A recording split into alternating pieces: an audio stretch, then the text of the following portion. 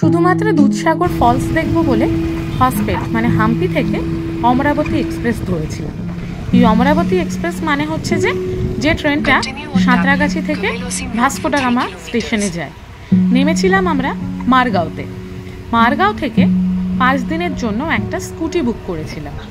ঠিক করেছিলাম এই 5 দিনে সাউথ গোয়াই খুব ভালো করে ঘুরবো। নর্থের দিকে যাওয়ার খুব একটা ইচ্ছে ছিল না, তাই মালপত্র নিয়ে স্কুটি করেই চলে গিয়েছিলাম প্যালালেম বিচে। প্যালালেমে ছিলাম 2 রাত্রি। প্যালালেম ছাড়াও ঘুরেছিলাম পোলেম, জেন্ড্রেম, তালপোনা, অ্যাগোন্ডা, ক্যাবো ডা গামা ফোর্ট, ক্যানাগুইনিম, বাটারফ্লাই ও পোলা বিচ। প্যালালেম থেকে ফেরার দিনে দেখে নিয়েছিলাম বেতুল, মোবর, ক্যাভেলসিম, ভারকা, বেনাউলিম, বেতালবাতিম, মার্জোদা। প্রথম দিন এই বেনাউলিম বিচটা দেখার পর পরের দিন আবার যেতে ইচ্ছে হয়েছিল, তো আজকে আমরা আবার এসেছি বেনাউলিম বিচে। এখানে আসার পর একটা দারুণ ইন্টারেস্টিং জিনিস দেখতে পেলাম। ভাবলাম শুধু আমি একা দেখবো কেন, আপনাদের সকলের সঙ্গে এই জিনিসটা একটু শেয়ার করা যায়। আমি না আগে কখনো এই জিনিসটা দেখিইনি। যখন কোনো নৌকা বা এই ধরনের জাহাজগুলো পাড়ে রাখা হয় তখন অনেক সময় এরকম হয় যে আগের দিন রাত্রে এখানে সমুদ্র ছিল, তখন এই জন্য সমুদ্রের জলের সঙ্গেই নৌকা বা এই জাহাজগুলো এসে পাড়ে রাখা হয়েছিল। পরের দিন সকালবেলা হয়তো দেখা গেল জল অনেকটা সরে গেছে, তখন নৌকাগুলোকে তো আবার জল অবধি নিয়ে যেতে হবে। মানে আবার সমুদ্র অত দূর অবধি আসা অবধি অপেক্ষা করাই যায়, কিন্তু সবসময় তো অতটা অপেক্ষা করার সময় পাওয়া যায় না। হতেই পারে কোনো ইমার্জেন্সি এলো বা মাছ ধরতে যাওয়ার কোনো ব্যাপার হলো, সাথে সাথে যেতেই হবে। তখন কিভাবে নিয়ে যাওয়া হয় আমি সত্যি আগে কখনো দেখিনি, এই প্রথম দেখলাম। অনেকের নিচে চাকা লাগানো একটা জিনিস থাকে, কিন্তু সবার তো ওটা থাকে না। তখন এরকমভাবে 2 বা 4টে এরকম বাঁশ লাগানো হয়।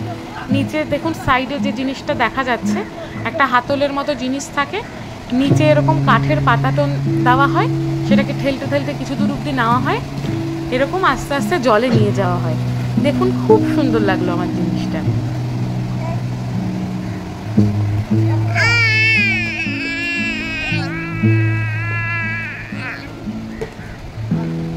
যত তাড়াতাড়ি সমস্ত বীজগুলোকে আমরা ঘুরে ঘুরে চলে আসছিলাম, অত তাড়াতাড়ি না আসলে বীজ ঘোরা যায় না, উচিতও না কোনো জায়গায়। মানে আমি তো বলবো একটা বিচে 1 দিন বা 2 দিন করে থাকা উচিত। সেইখানকার মানুষজনের জীবনযাত্রা এই সমস্ত দেখাটাই কিন্তু ভ্রমণের আসল উদ্দেশ্য। আমরা ভাবি যে না এই একটা নির্দিষ্ট সময়ের মধ্যে এতগুলো জায়গা ঘুরে ফেলতে হবে, কিন্তু ওরকমভাবে ঘুরে ফেললে আমার মনে হয় ঠিক করে ঘোরা যায় না। যেমন আজকে সকালবেলা অনেকটা সময়ের জন্য এসেছিলাম বলেই কিন্তু এই অদ্ভুত সুন্দর জিনিসটা দেখতে পেলাম। যেটা বলছিলাম, অনেকের এরকম চাকা লাগানো জিনিস থাকে, তাদের ক্ষেত্রে এত পরিশ্রম করতে হয় না, কিন্তু সবার ক্ষেত্রে তো সেটা নাও থাকতে পারে না। তখন এরকমভাবে কঠোর পরিশ্রমের মাধ্যমে নৌকাকে জলে ভাসাতে হয়। নৌকাটাকে ভালো করে দেখব বলে আমিও সমুদ্রের অনেকটা নেমে এসেছি। এবার শুধু তো আমার একার আসার নয়, আমার সঙ্গে আমার ছোট্ট মেয়েও চলে এসেছে। সবেই মেয়ের 1 বছর হয়েছে। ওর যেদিনকে 12 মাস কমপ্লিট হলো, ওর জন্মদিনের দিনই রাত্রে আমাদের ট্রেন ছিল। আমরা ট্রেন ধরে প্রথমে এসেছিলাম ভুসাওয়ালে। ভুসাওয়াল থেকে অজন্তা, ইলোরা, তারপরে বম্বে থেকে আমরা গিয়েছিলাম উত্তর কর্ণাটকে। উত্তর কর্ণাটকের বাদামি, হাম্পি এই সমস্ত ঘুরে তারপরে হাম্পি থেকে আমরা ট্রেন ধরে গোয়াতে এসেছি। সেটা তো একদম প্রথমেই বললাম কোন ট্রেন ধরে এসেছি। দেখছেন যেখানে চাকা লাগানো ছিল, ওরা যেহেতু অনেক সহজে এতটা এগিয়ে আসতে পেরেছে, ওরা জলে ভাসিয়ে দিতে পেরেছে। এই দিকের যে নৌকাটা ভাসানোর চেষ্টা হচ্ছিল, এরা কিন্তু এখনো কসরত করেই চলেছে।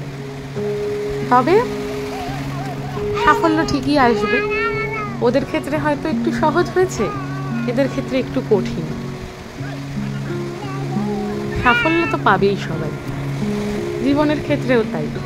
কারো একটু সময় লাগে, কারোর ক্ষেত্রে পথটা অতটা মসৃণ থাকে না বলে একটু বেশি পরিশ্রম করতে হয়, কারোর ক্ষেত্রে হয়তো পরিশ্রম একটু কমেও তার লক্ষ্যে পৌঁছানো যায়।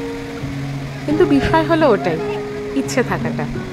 ইচ্ছে থাকলে, পরিশ্রম করতে জানলে সাফল্যে ঠিক পৌঁছাবে। নৌকা দেখতে বসে এত ভারী ভারী কথা বলাটা ঠিক নয়, কিন্তু অদ্ভুতভাবে মনে হলো নৌকা কিন্তু ভেসে গেছে।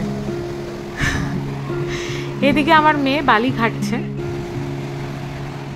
আমি ওকে কোনো কিছু থেকেই আটকাই না। ও বালি ঘাটতে চাইলে বালি ঘাটুক, জলের মধ্যে খেলতে চাইলে খেলুক। জীবনে আটকানোটা আমার মনে হয় ঠিক নয়, স্বাধীনভাবে বাড়তে দেওয়া উচিত। যাই হোক, বীজ ঘোরার পরে আমাদের খুব খিদে পেয়ে গিয়েছিল। আমরা রেড স্ন্যাপার নামে এই অদ্ভুত ধরনের মাছটা খেয়ে দেখলাম। আজকের মতো ব্লগ এই পর্যন্তই। পরের দিন আসবো আর একটা নতুন ব্লগ নিয়ে। সেখানে থাকবে গোয়ার আরও অনেক গল্প। Good bye.